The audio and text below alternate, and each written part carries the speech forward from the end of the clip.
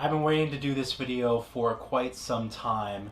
You know, a lot of people show off their game collections. Some of these guys have thousands of games and they show you their whole setup, how everything's organized on the shelf and whatnot. And I've certainly done my fair share of videos like that as well, but I don't think I've ever showed you guys my actual console collection, and specifically my in-box console collection, the actual consoles that I have packed away in their original retail box.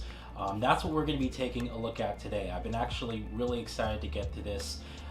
This is something I wanted to do for many months now, and I figured now is a good time. So this is specifically going to be my home console and portable console game collection. Well, not game collection, actually, it's just a collection. So of portable and home consoles, packaged away in their original retail boxes. There are a few consoles I don't have actual retail boxes for. I will mention those in sort of an honorable mention towards the end, as well as certain consoles that I still need to get. There are just a couple of consoles that I am missing that I would like to pick up for my collection, so I'll also mention that as we get towards the end of the video. But yeah, this is going to be a big one, so let's get to it. So very quickly before we get onto it, I'm not going to be showing you my PS5, my Xbox Series X. You know, obviously I have those consoles. I did unboxings for them a couple of years ago. I still have the boxes packed away, but the consoles are hooked up, you know, in my entertainment center. So I'm not going to take those out and then put those back in the boxes just specifically to say, hey, I have a PS5 and Series X, so you guys already know that. And same thing with like the Steam Deck OLED here. I just made content on this a couple of months ago. You guys can check that out. So there's no reason for me to sit here and put this back in the box it came with, just, you know, so I can show it to you guys again a couple months later. So with that said, this is specifically going to be prior to the PS5 and Series X console generation. So everything from 2020 and before, I guess. That's what this video is going to be about. All right, so let's get on with it. So we'll start off with a portable system, my Nintendo Switch Lite. Now, I unboxed a regular Nintendo Switch, and I did use that for like a year or so, very sparingly. I didn't even use it that much. And when the Switch Lite came out, I like the form factor of this a little bit better, even though it's a little bit smaller. And yes, you lose the ability to dock this on the TV, but I exclusively used my Switch, my regular Switch, in portable mode. So I never, like the dock itself, it was still packaged, like I never once hooked it up to the TV. So I like playing my Switch only exclusively in portable mode. I find that games actually look a lot better because they're on a smaller screen, and the Switch Lite screen here is a lot smaller compared to the other Switch. Now this is a special Pokemon version. What's it called again? The Dialga and Palkia edition.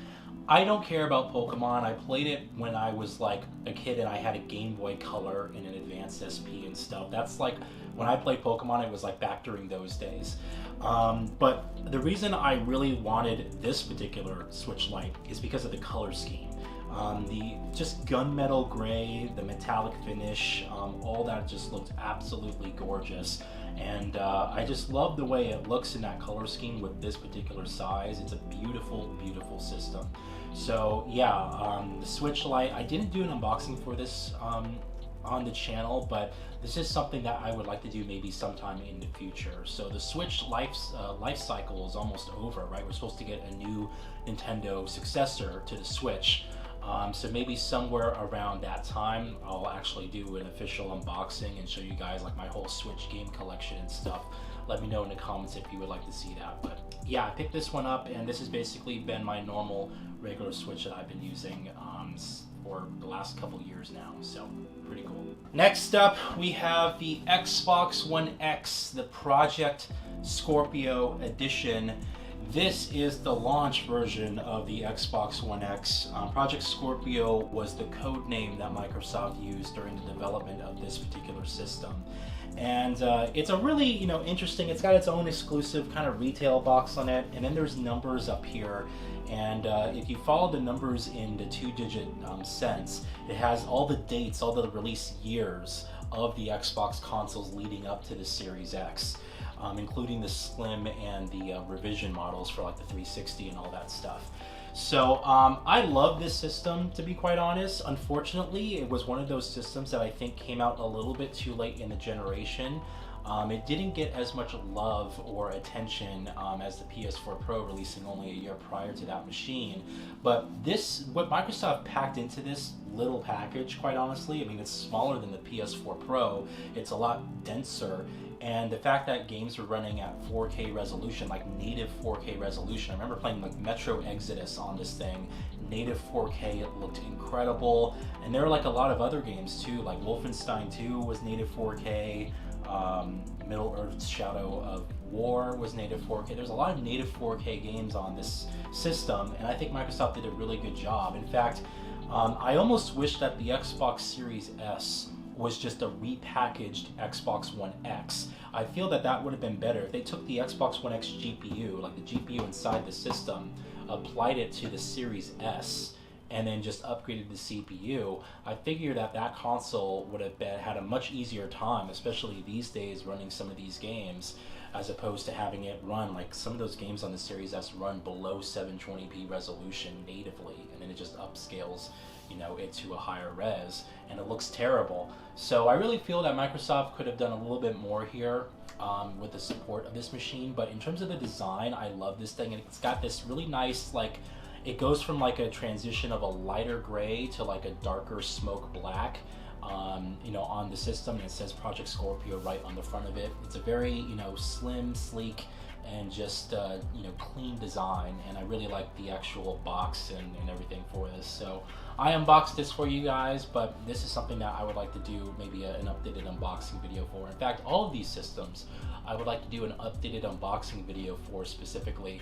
So that might be content that you guys can look forward to in the future someday.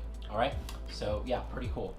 All right, next up, we got the PlayStation 4 Pro. This is a big box. Now, this is not the original PS4 Pro that I unboxed for you guys back when the console came out. Basically what happened with that PS4 Pro is it was like, I think 2019, it was like right towards the end of the PS4's life cycle, right? And I started having issues with my disk drive where whatever mechanism would catch the disk and insert it into machine, that seemed to have broke. So basically what you had to do is you had to push the disk inside the actual slot in order for the system to actually take it. And then I was kind of worried that the disk drive was going to die, so I got rid of that system. I actually went to GameStop and I traded it in, and I just used the credit to buy a brand new PS4 Pro, and there was some type of deal. So this ended up costing me like $100, you know, just to replace my system with a brand new one. But yeah, I later found out that that's actually a common issue, and it actually, that same issue would then happen later with my base PS4. So it's just a common issue with PlayStation systems. Again, whatever you know, cog or mechanism, whatever the thing is that when you put a disc into the PlayStation 4 and it takes that disc and it inserts it into the drive, right? It kind of like, you know, sucks it in. That seemed to have broke, and I guess it's just a common issue with the PlayStation 4 systems specifically. Anyway, so this is the PS4 Pro. It's a slight revision than the one I had. It actually has the standard power cord that came with the PS4, so I guess they reduced the power output of this revised PS4 Pro. But other than that, it's, you know, basically the same exact console. I think it uses less heat, you know, less power and stuff like that, and that's about it. But yeah, so that's what happened with that console, and that's why I got this replacement, and it seems to be working fine ever since. All right, next we have the Xbox One S, the 2TB launch edition. This, to me, is the most beautiful Xbox console ever made, in my opinion. I know that might get some flack from some people. I do like the 360 and the 360 revisions and stuff.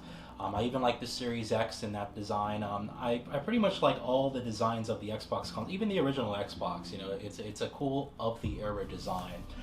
This design, though, the Xbox One S specifically, to me is the most beautiful of all of them. The size of the console is perfect. I love the contrast with the white system, and then you got some black accents and stuff.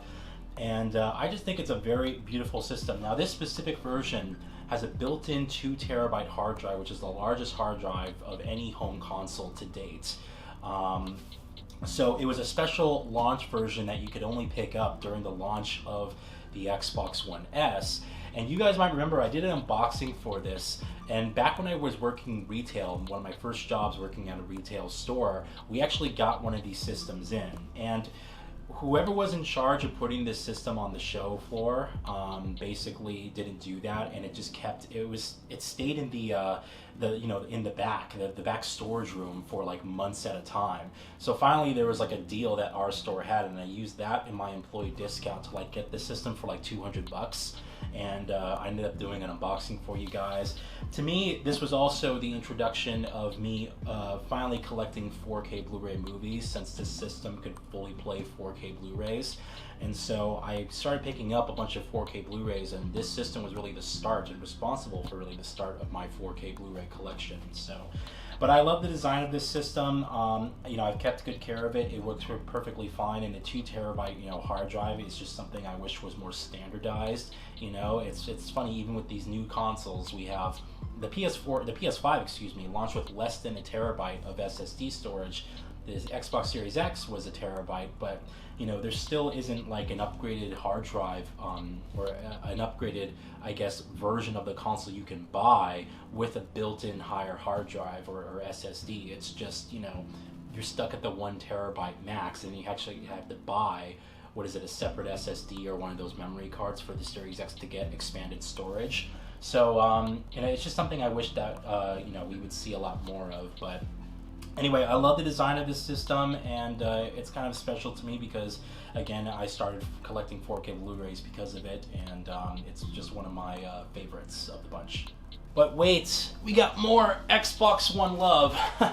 This is the day 1 edition of the Xbox One console. This is not the same one that I unboxed for you guys, because I actually got rid of that, and I forgot why I got rid of that, or I gave it away. I forgot what happened with my original day 1 console, but I ended up, something happened where I ended up getting rid of it, and I actually got another one later down the road for just collection purposes.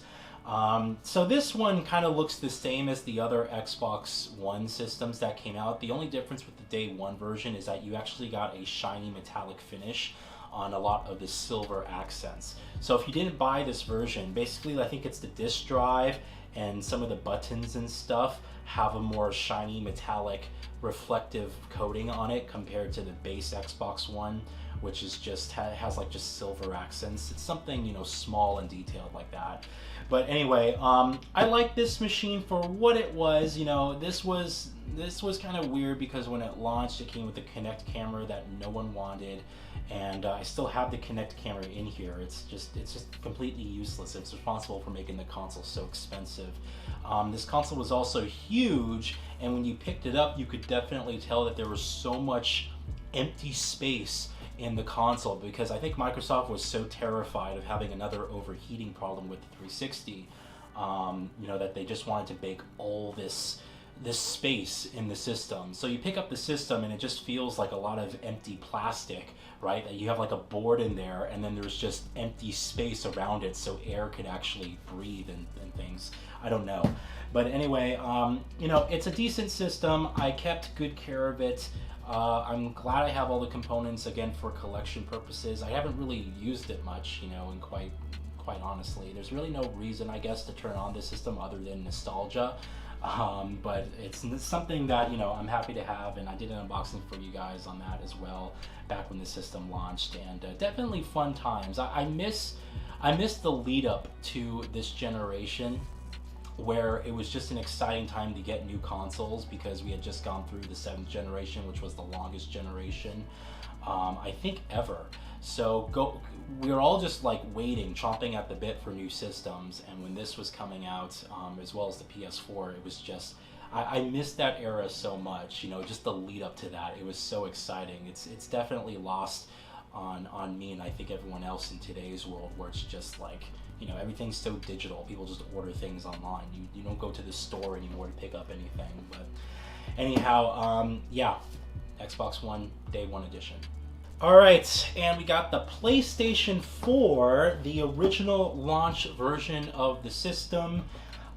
This to me is one of the more beautifully designed systems, and I like the design of the base PS4 here more than the PS4 Pro and more than the PS5. It was just very slim, very sleek and clean for its time. And I love this system. It's fantastic. I put a 2 terabyte hard drive in this thing, and you know I was very hard on this generation. You know, back when I'm kind of thinking about it, I used to give this generation a lot of shit because I just felt that creatively the games that we were getting were nowhere near the same level of, you know, interesting experiences that we got with like the PlayStation 3. And now that we're, you know, well into like halfway into the PS5's life cycle, I have to say that, you know, when you put things into perspective, we had it really good with the PS4. You know, it wasn't quite as top tier as like the PS3 level of, you know, games and interesting ideas and concepts and stuff, but there was a lot of shit that you still wanted to play on the PS4, and there's very few of those experiences on the PS5. Anyway, the only thing I've done to this system other than the 2 terabyte hard drive upgrade is I gotten that PlayStation Symbols faceplate, which was exclusively sold on the PlayStation website, and I got it for like, I think it was like 40-50 bucks. It was kind of expensive.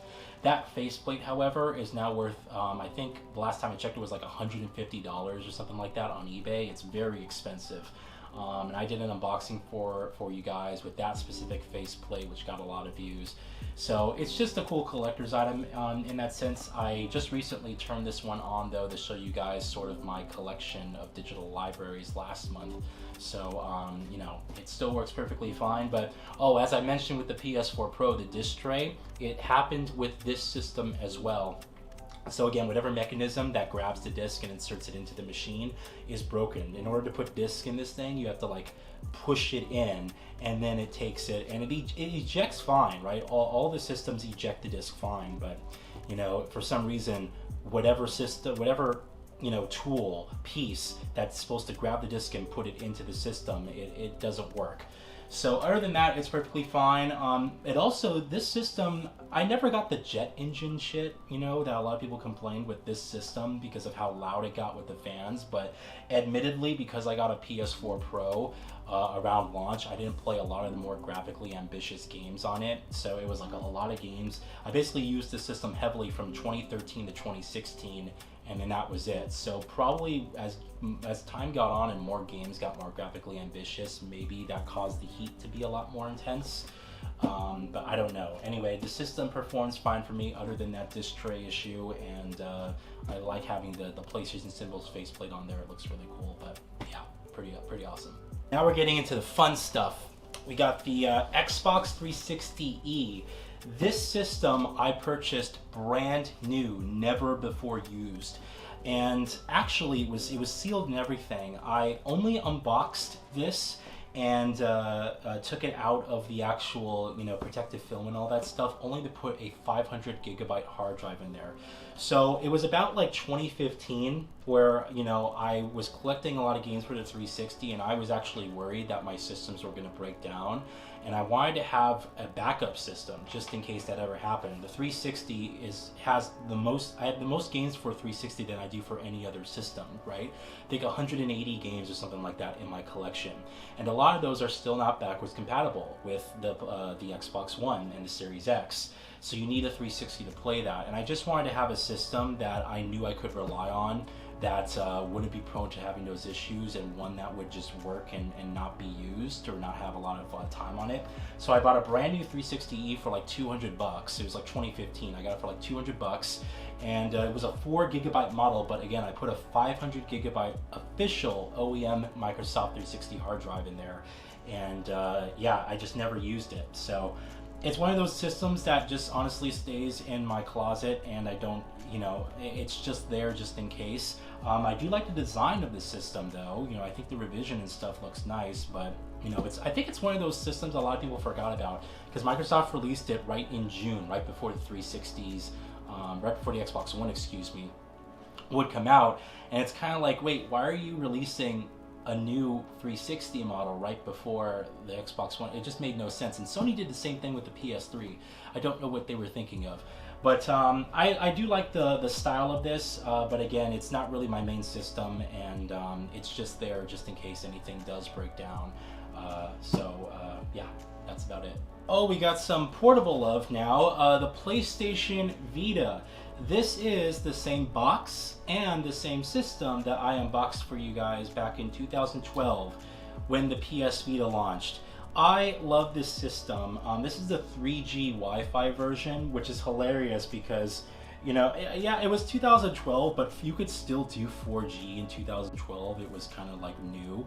I'm just surprised Sony didn't like want to put 4G in there, but they kind of screwed themselves. This whole particular model of the PS Vita is kind of a waste, and the only reason I got it, if I recall correctly, I had asked my dad to get this for me as a Christmas gift, and they ended up pre-ordering the system for me. And then when my dad went to go pick up the system on my behalf, because I was still in school, right? When he went to go pick up the system for me, I guess the guy at the Sony store, back when Sony had retail stores, they upcharged him and got him to buy the 3G model.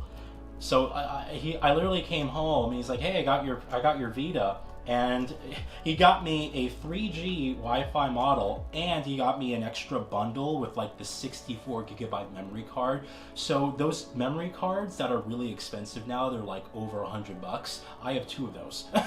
And I never, you know, needed the extra storage at all whatsoever, but I have all these accessories. Anyway, I love this system.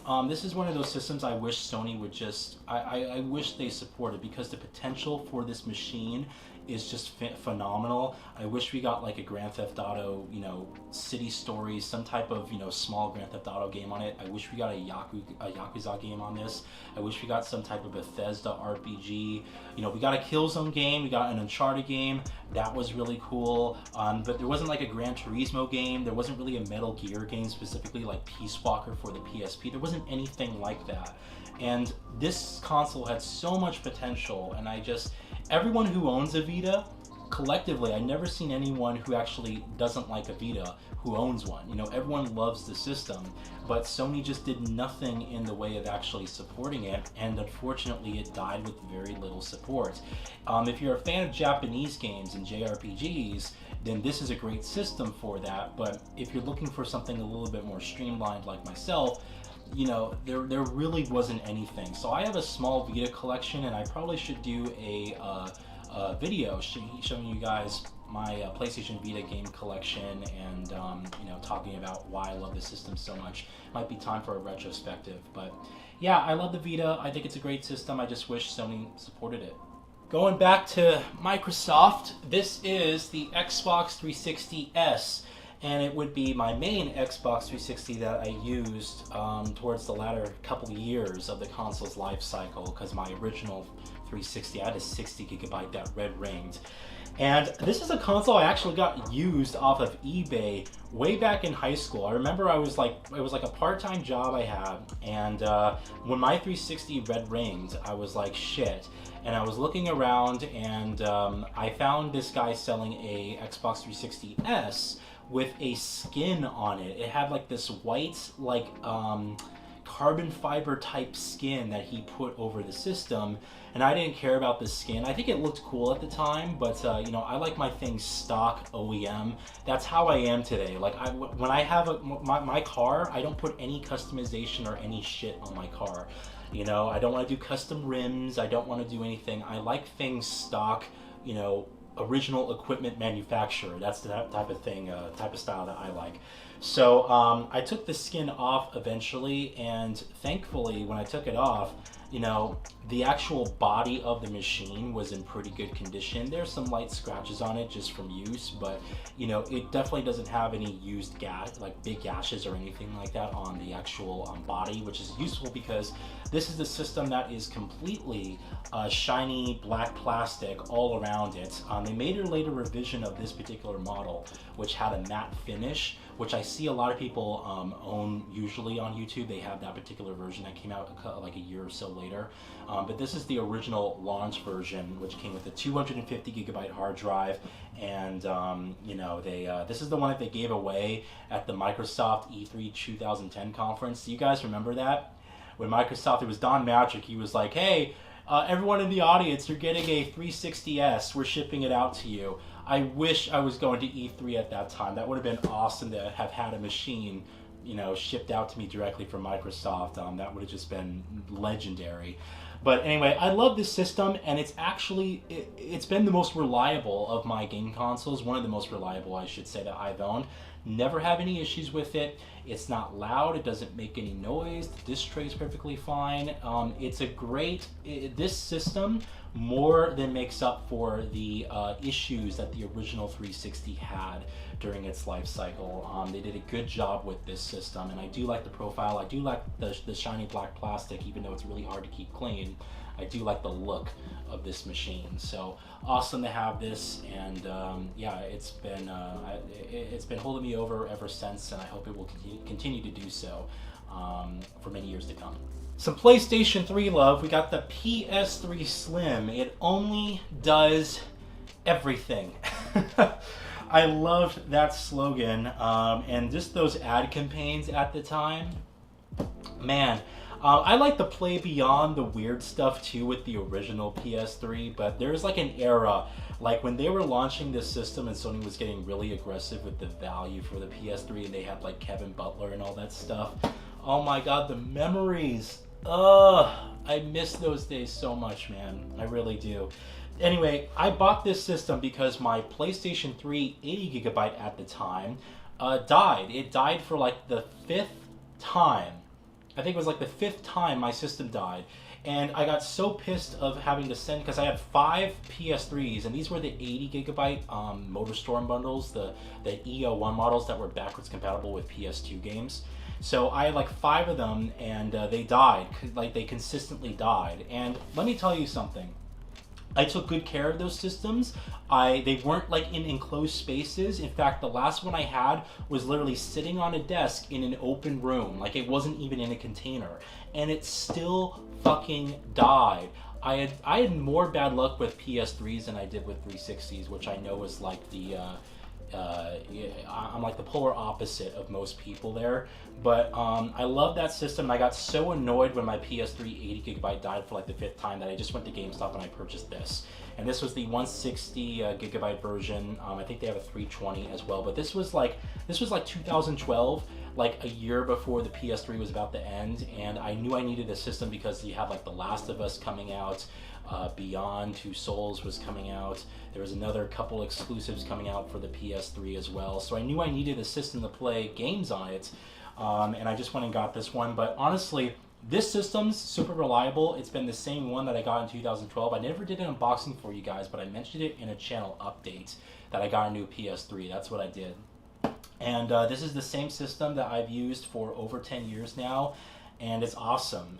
It works perfectly fine. There's no issues with the way it runs, with the way the games, you know, operate and look on it, and it's a well-built machine. So yeah, these later revised versions of the 7th gen consoles were actually built very well. For some reason, the 7th generation, I love it to death. It's my favorite generation in gaming. But those initial consoles, as amazing as they were just rushed out the door. You know, they were hastily made, and they just had tons of issues constantly, and it's a bit annoying that I went through so many of those systems, especially people who had so many 360s that red rained and so many PS3s that yellow light of death is what they called it back then. So anyway, this is a great system. It works well, plays Blu-rays, plays PS1 games, but doesn't play PS2 games. But I do have a system for that already, so I guess we'll get to that very soon. But before that, we got another portable system, the PSP 3000. All right, this actually is something I bought very recently, only about a year or so ago. And I was looking for a newer PSP because I had an original 1000 model, and I still have an original 1000 model. We'll get to that in a little bit. But I wanted a newer version because the screen on the newer PSPs just they're like light years above what the original PSP was doing. And I am kind of interested in building out a decent PSP library. There's a lot of games on this system that I remember playing back when I was a kid, and you know, haven't played as well. There's a ton of games for this system that I would like to get. But this is a beautiful, beautiful system. I bought this off of eBay from a guy who said, yeah, I used it like 2 times. It's basically new open box, and I'm just looking to get rid of it. And he was selling it for like, I think just over $100. So this is like a practically brand new PSP 3000. It's an NTSC US based system. It's not a Japanese system at all. And you know, it just runs and looks perfectly fine on it. And it has all the, you know, the shiny shell, and it's black plastic and all that stuff is beautifully intact. There's no gashes or issues on the screen. It looks beautiful. So yeah, as I start to buy more PSP games, and it's a great time to collect for PSP games. Have you guys done research at all? Keep this on the hush hush, right? PSP games right now are so cheap, it's actually scary. You can get some brand new PSP games for $15, like brand new, in the fucking cellophane, wrapped for like $15. It's a great time to actually collect for PSP right now, and yeah, it just keep it quiet, because we don't want the price to increase at all on that. But yeah, just like if you're looking for PSP stuff, now is the fucking time. It's wonderfully cheap right now to get a lot of PSP games. So that's something I might want to look into, or I'm going to be looking into very, very soon. Anyway, so I like this system. I'm happy to have a brand new PSP, practically a brand new PSP for me to play some upcoming games that I want to collect for it. It's going to be pretty cool. Okay, and now we get to my favorite console of all time. The behemoth, the PlayStation 3 80GB backwards compatible MotorStorm bundle.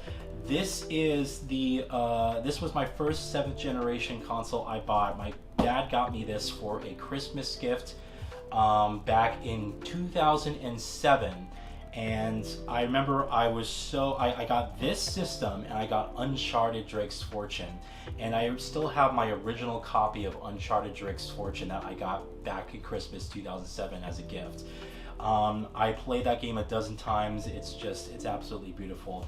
Now you guys will know, for those of you who have been watching me and watched my live streams back in January of 2023, I think it was my New Year's live stream. My PS3, my 8GB broke, and I was like, "Are you fucking kidding me?" In the live stream, I was like I was just distraught, and I was really upset, and I told you guys I would buy another one. I did. In fact, I spent more money on this than I care to actually reveal right now.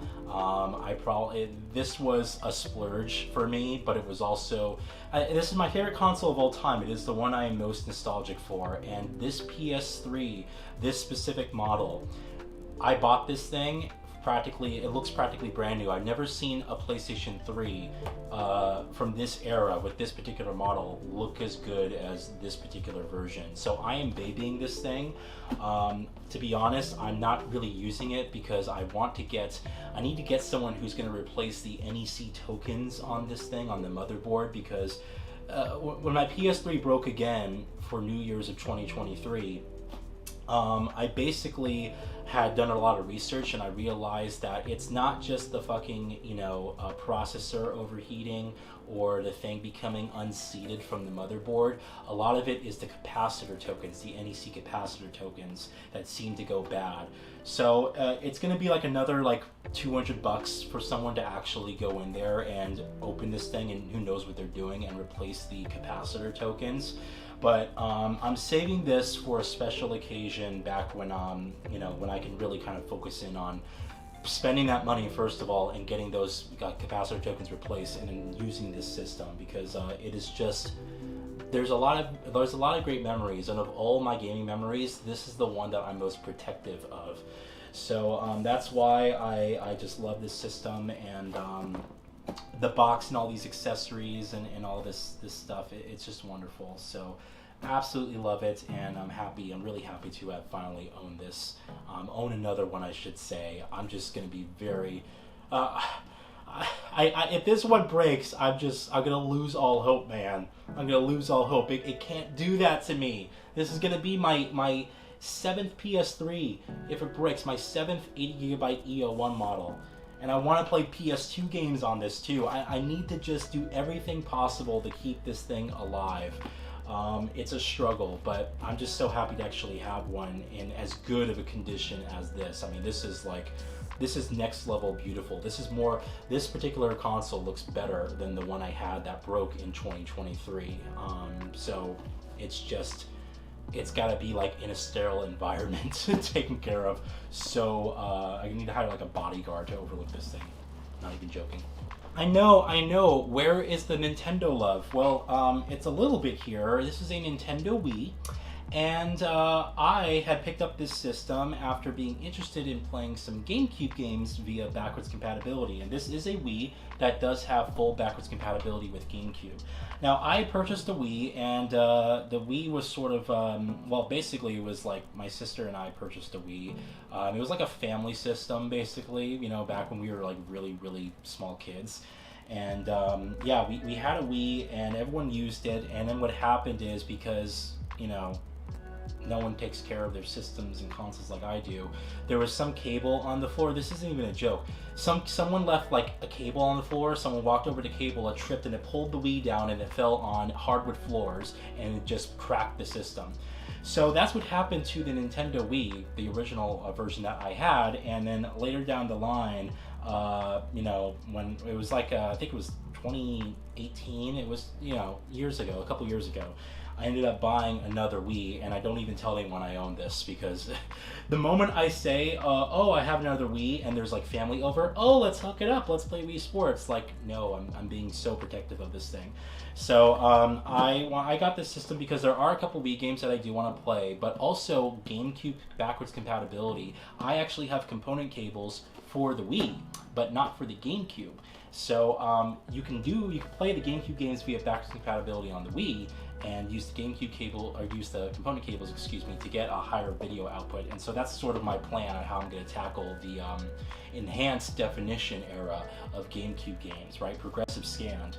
So anyway, this is a great system though. You know, everything about it when I purchased it, the guy basically was saying it was kind of like open box, and the condition of this thing is damn near perfect. So there's no issues with it. It turns on perfectly fine, and I'm just happy to actually have a system, a Wii system that's in good condition. I just don't tell anyone about it, and they don't watch my videos either, so I can mention it here. Oh, I hope you guys are ready for an antique. This is an original Xbox 360, and not just an original Xbox 360, a launch version Xbox 360. Like, what is it? Not Jasper. It's what's the other code name? Whatever the first ever model of the 360 was, that is this particular unit. And I have this thing, and it works. This is pre-HDMI Xbox 360, and as you can see, this is even the launch box, because it comes with the media remote, which I actually do own. So everything in this system, in this box I should say, is particularly retail of the time, right? Everything is original accessory, and this is an Xbox 360 that was pre-HDMI and works. It hasn't red ring of death. I bought this system years ago, and this guy who sold it to me basically said, yeah, it was sitting in my garage for many years, and I didn't really, you know, use it. And he sold it to me for like, you know, it was only a couple $100 or whatever. And I turned it on, and it actually had the Blades dashboard on the system. Now, I'm a fucking idiot, and actually, I mean, I am a fucking idiot, but, you know, not for the reasons that you may expect. I did update the system, but I went ahead and I did video footage of me messing around with the dashboard, the original Blades dashboard, and then I used the game disc to get the NXC dashboard on the system, did a video walkthrough of the dashboards. Guess what I did with those videos? I deleted them. I deleted them back when I was going through some difficult time with feeling motivated for YouTube, and I was like, why did I do this? And you know, no one wants to see this, and I was struggling to find a reason to upload content to YouTube. And I felt so stupid afterwards because I permanently delete, like, you know, it wasn't just put them in the trash can and then you can restore them. Like, they're gone. They're permanently gone. And this system is already updated to the latest firmware because I do actually use it. In fact, I very sparingly use this system. Some people are like, well, why don't you just keep it, you know, in the box and never use it, because that way, you know, you run the risk of it actually getting a red ring of death. But for me, you know, I'm not one of those guys that likes to keep things in boxes and not use them. You know, I'm very much a believer in that things were created to be used. And, you know, it's like those guys who buy, like, sports guy. It's like Ferris Bueller, where, like, you know, the guy has the Ferrari and it's kept in this glass, you know, container, and it's like you can't enjoy it but look at it. I'm not one of those people, man. Like, these things were created for a reason. They're meant to be used, and even if they die, you know, it's just part of the life cycle. You know, everything dies, us included. And so, you know, we are meant to sit there and enjoy things and then, you know, reminisce about things. And when they die, yes, grieving is just part of that life process. You know, that is, at its very core, that's what it's all about. So I don't want to sit there and keep these systems locked away and not use them. I'm very much a believer in use the systems, enjoy them for what they are. They're hardware, they're meant to be played out there. You know, they're not museum pieces, although this one's basically a museum piece right now. I also have on this thing, by the way, a special faceplate, which you guys can see, and that faceplate is very rare as well. That was a special faceplate that I got off of eBay, which was exclusively given out to people who went to Pasadena, California for the launch event for the Xbox 360. I got one off of eBay, which has the original launch date on the 360 on there. And just that faceplate with this original system, there's so much nostalgia, and this thing runs like a dream. It actually has a 120 gigabyte hard drive in there. I bought a black, you know, Xbox 360 Elite hard drive cover, but the black hard drive cover with this particular white system didn't look so good, the contrast.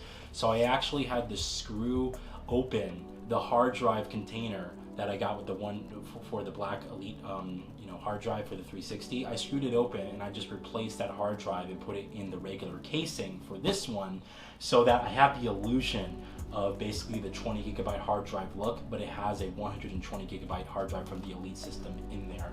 So anyway, I baby this thing, I do use it, but I only use it to play games that aren't backwards compatibility, and only games that are pre-Xbox 360 S launch. So pre-mid 2010 and before to the launch of the 360. Those are the only games that get played on this thing. And other than that, I'll always, you know, play my 360 games on the Series X if given the choice. It's just a better system to play those experiences on. But this thing does get some love, and I do just... It's a museum piece, I recognize that, but I do my best to take care of it, and it's not loud, it's not obnoxious, and it works perfectly fine. So I might do a special video about this later on in the future, but I'm very happy to have. Of all the systems I own, this is probably the rarest and the most fragile of all the other ones. It's not my favorite system like the PS3, right? But this particular model, I'm very happy to have this. Because there's a lot of nostalgia, a lot of memories, and the fact that this thing works, and it works really well, I just want to make sure I take extra good care of it. I promise we're getting towards the end. There is a lot here. I have here an original launch PSP 1000 model. Now this isn't my original launch PSP. That system I had, but it had a lot of like scratches and gashes in it, and it just didn't look that good. So I ended up getting rid of that system. Like, I just chucked it. And I bought a Japanese, practically brand new PSP 1000. And then I got a US retail. This is the value pack box, which was a launch option that you can get with the PSP. It came with a 32 megabyte, excuse me, memory card, some earphones, and a carrying case and all that stuff. I still need to get a couple of things to make this package complete, but the PSP itself from Japan, beautiful condition. It looks really good. It runs perfectly fine. The only thing is with the Japanese PSPs is that you have to push the circle button to confirm, and the X button or the cross button goes back. So you have to kind of you have to look at it from like a Nintendo Switch perspective, you know, where it has like the B and A buttons reversed. you kind of have to look at it from that. So other than that, it plays games perfectly fine. You can't watch UMD movies on it, but you know, who cares at this point. But everything else is perfectly fine, and I'm happy to have a nice, you know, good looking PSP 1000 in there. This is going to be really nice, and I would like to play some games on it and just see what the original experience is kind of like all these years, but happy to have this. Alright, we're getting to the last couple consoles I have left. This is an original Xbox. Shout out to my friend Dean Thompson over at Vinny Corleone 62. Thank you so much for giving me that console all these years ago, dude. And I want to let you know that I've kept really good care of it, as you have as well, and I've packaged it away in this original retail box. So thank you, Dean, if you're watching this. Shout out to you. I'm happy to have this system. I've been collecting a lot of games for the Xbox, so I have every intention to hook this up one day. I want to get a CRT, like an old school CRT, and start playing some of these games on there. That's going to be awesome. But yeah, the condition of this system, I was just floored when Dean gave this to me, because I've never seen an original Xbox system look this good. Like, I haven't seen a system from this old ago, you know, this long ago. I haven't seen a system from that era look this pristine before. And this system is also modded. Correct me if I'm wrong, Dean, but I think he put a 160 gigabyte hard drive in this thing. It's running special firmware where it can actually rip games directly from the disc and put them onto the hard drive itself to add longevity to the system, so it's not constantly, you know, wearing out the disk drive. The only thing I do want to get for this system is I want to get a brand new Xbox 360 Duke controller, or Xbox original Duke controller, and I want to get also a Xbox S controller. I think Dean gave me an S controller already, but I want to get another spare one just in case. So he gave me this system and a couple games for it as well, like Doom 3. I have the limited, you know, steelbook case for that. So that's awesome. But this is just a beautiful system. The way it's just the whole, you know, condition of the console itself. It's in beautiful condition. It looks fantastic.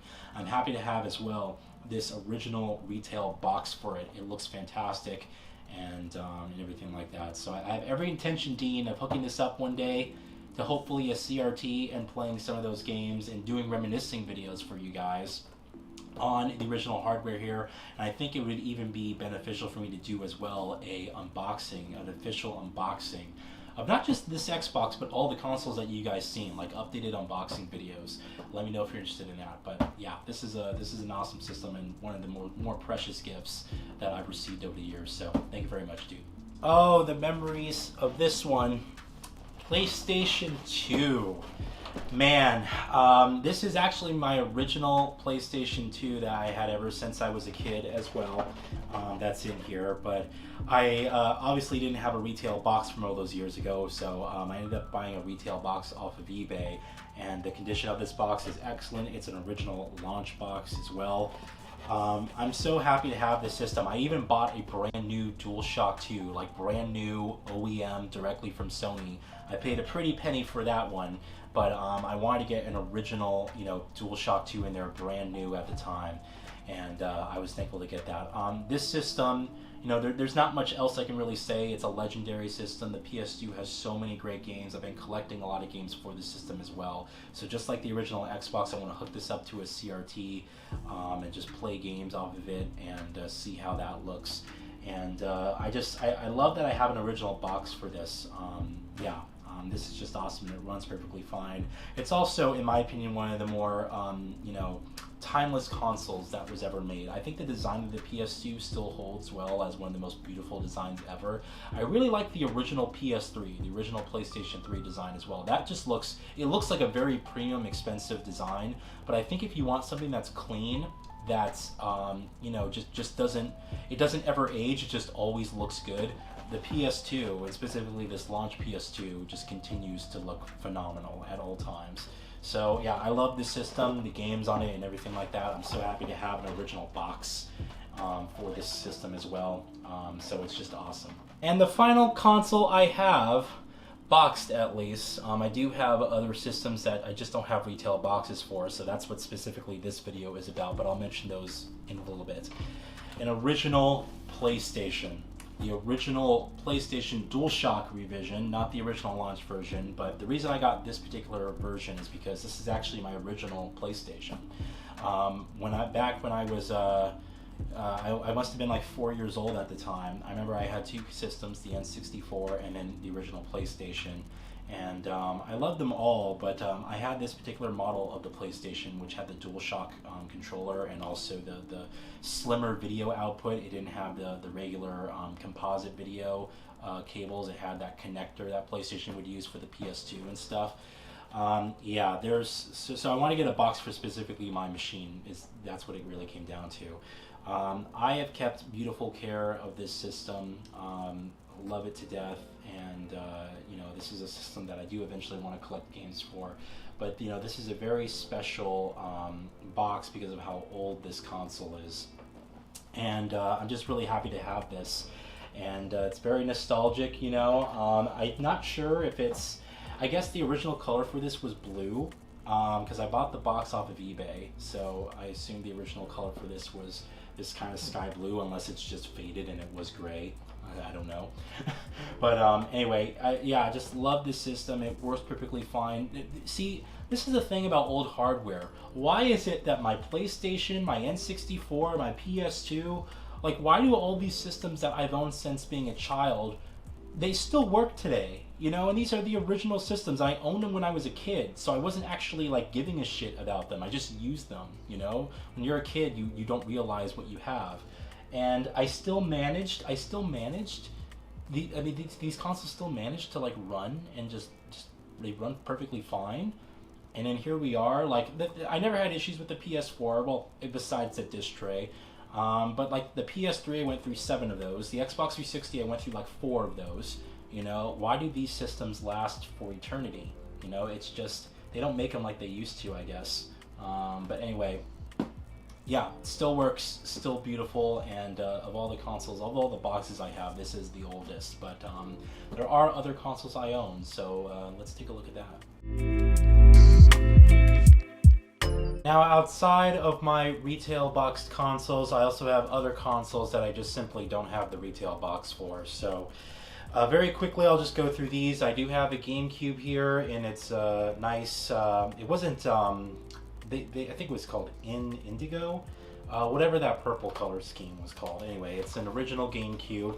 I do have the Game Boy Advance extension under here, which is actually really cool. It's a Game Boy player, so couldn't I just technically, I actually don't even know how this works. It just, when I got the GameCube, it came with this thing on it. And I guess it has Ethernet output for like internet and stuff. So in theory, could I technically put like a Game Boy Advance cartridge in here and play games off of that? Someone let me know in the comments. Anyway, I need to clean up this system. Other than that, it does turn on. It does actually function, but it is a very dirty system. This is one where I probably would need to actually spend a good amount of time actually cleaning it. I might even need to open it and like dust it out and stuff. But it is nice to actually have all that. Yeah, there it is. So I am actually fortunate enough to have one of these. The Game Boy, not Game Boy, I'm sorry. The GameCube library is very expensive to collect games over. I actually price matched all the games I want for GameCube. And ultimately it would cost me a little under $500 to get all the games I want, which actually isn't that bad technically speaking. I only want about a couple dozen games or so for this thing. So most of the multiplats I would get on Xbox, as it performed better there. But there are a couple of games I do want to get for the GameCube, like the original Resident Evil 4, a couple of other stuff on there. So I made a small little list, and eventually, I guess down the road, the price for GameCube games is just ridiculous. But it is cool to actually have one of these systems, and I just need to get a retail box for it. Outside of that, I got my N64s. So this is the original gray, black N64, the launch version, which does turn on. It does work well. This is actually the one that I had when I was a kid. So the condition isn't really too bad. it's okay. You know, there's definitely some scratches and stuff like that, but it definitely needs to be cleaned. This thing probably needs to be opened and dusted and all that stuff. So I might, you know, look for a box. The boxes are actually kind of expensive for this. It's like $100 people are charging just for a box.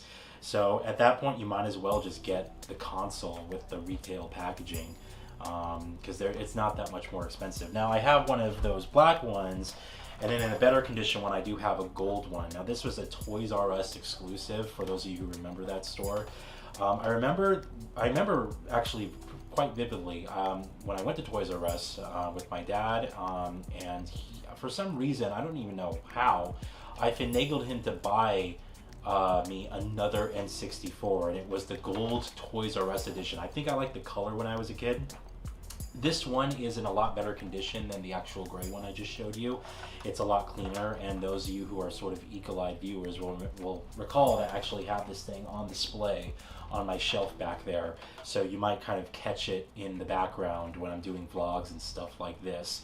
But yeah, it works perfectly fine. I used to have the controllers too, the gold controllers. I had 2 of them, but I don't even know where they went. But this one is in better condition than the actual black one. But again, I need to get actual packaging and stuff for that. So anyway, the N64s, they still work. They just need a bit of cleaning. I think to top it all off, I'll show you guys my sort of classic / mini console collection. I don't really... Honestly, I buy these things because of nostalgia and I think they're cool, but I don't even use them. So I got the PlayStation Classic, which I think is the most infamous of the bunch, because Sony stupidly put a lot of PAL versions of games on this thing, and the 50 hertz refresh rate of PAL doesn't look that good when you're playing these games on US televisions. So it says 20 classic games in here. I have an original PlayStation I just showed you guys.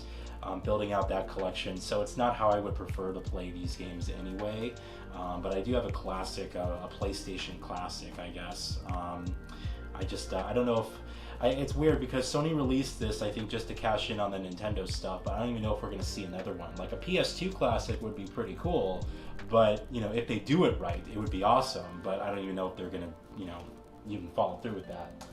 Outside of that, I also have the Sega Genesis Classic System Mini, I guess. This comes with a bunch of other games, 40 games on here. Again, it's one of those that I got as a gift and never really opened it, and it just sits on my shelf as a cool collection. It's cool to grab these. You know, I have a strict criteria when it comes to my collection that I don't collect any games that are prior to you know, my age, basically. So I only want to collect systems and consoles that I would have been alive to actually play. So anything prior to like 1994, which is when I was born, I don't actually care to actually own. But it is cool to pick up these mini consoles because you do actually get, you know, an assortment of games with it that are of the era, and controllers and a small little console. It's a cool collector's item, so there's that. And to top it all off, we got the SNES and the NES Classic. Highly sought after at the time. I remember when these were on sale, they were just getting sold out like crazy, because you had a lot of people who weren't even necessarily big gamers just buying these for nostalgia. So these were very hard. The NES in particular was extremely hard to get, and then Nintendo did the SNES collection, and people really want an N64 Classic, but I don't even know if they're going to be doing that. So these are, again, it's just like I said before, it's cool because you get the assortment of games on it. I bought these, I never once hooked them up. It's just sitting on my shelf. I don't know if the time will come. This might be fun for like a live stream in the future, of like a retro live stream where I just play these, you know, a bunch of different games on these things, because, you know, I know some of these franchises, but I never play these original, you know, versions. So it would be kind of interesting to see exactly how that goes. But I think it's cool just to have, again, for just preservation purposes, to have this as an element of nostalgia to go back to. I don't know if the versions of these games are quite, you know, good. Emulation is always kind of spotty when it comes to these mini consoles, but provided that it's actually from the manufacturer, I think they're probably in a better condition than the others. So there's that, and that's pretty much concludes, I guess, my my whole collection of consoles, you know, the ones that are boxed in particular, the ones I still need to get boxes for, and then my mini systems. I guess briefly before we wrap it up, I'll talk about the consoles that I still need to get. There actually isn't that much. I want to pick up a Sega Dreamcast. I would love to get an actual good condition system of that. I mapped out like a list of only, you know, a couple dozen games that I want to get for the actual Dreamcast. So that's a system I would like to get. I also would like to get a PlayStation 2 Slim, specifically a 7000 series PS2 Slim. Because you know, those came out in 2004 towards the tail end of the PS2 console life cycle. I actually think that most people probably have that version of the PS2 than the actual fat PS2. But it would be kind of nice, you know, the PS2 I have in there is, again, since I was a kid, so it would be nice to get like a really good condition system, and you can actually find a bunch of those PS2s brand new on eBay for like $500 or so. So even though the price is, you know, they're gouging the price because it's technically a retro system at this point, but it actually isn't that expensive when you put it in retrospect of other systems that people would sell brand new. Like if you want to get a brand new PS3, especially a backwards compatible one, you're spending like $2,000–$3,000. That's just what it costs. That's what people are charging for, you know, in any of those other systems. So I guess when you compare the PS2 to something like that, brand new, even though it is a slim model, the price isn't that bad.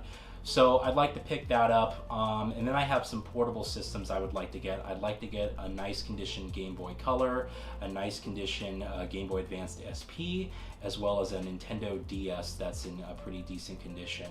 And I only want to, you know, a handful of games on those systems, but those are systems that I did own back in the day that I would love to have, you know, a really good condition systems for. Actually, I did look up a few of those systems online, and I see a lot of people who are sort of doing some retro upgrades to it. So they'll put like a brand new like IPS display into like a Game Boy Advanced, or you know, something like Game Boy Color. They'll put like a backlight in there. So they'll do all these interesting mods to you know, basically give you a system that would give you the same type of experience because it's the same shell, but you do, you know, get a system that has a lot of newer components and has longevity.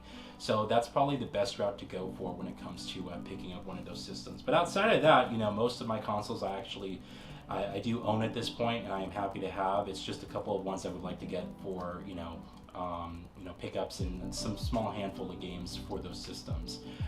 But that pretty basically concludes. I'm most of the way there. It's only a couple of extra systems that I would like to get like those. But anyway, yeah. Alright, thank you all so much for watching this video. Let me know, did you see some of your favorite consoles in there? What consoles do you guys own? I'm actually curious to see if a lot of people own a lot of older classic systems like those, or do you guys have more of just the modern stuff and you rely like on backwards compatibility and things to play those games? So you guys have a good one, and thank you so much for watching this video.